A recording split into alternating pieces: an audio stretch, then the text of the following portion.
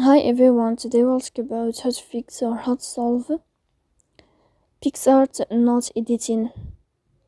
To know how to fix or how to solve the problem of not editing on Picsart, you should just go to settings. Here you can click on apps, default apps, app settings. Then you can click on Picsart. Here you can click on first stop and you can click OK. Then we'll enter to the window of storage. Here you can click clear cache.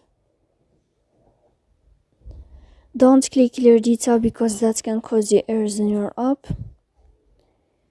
In the end, you can turn off your Wi-Fi and you can wait a moment to turn on your Wi-Fi again.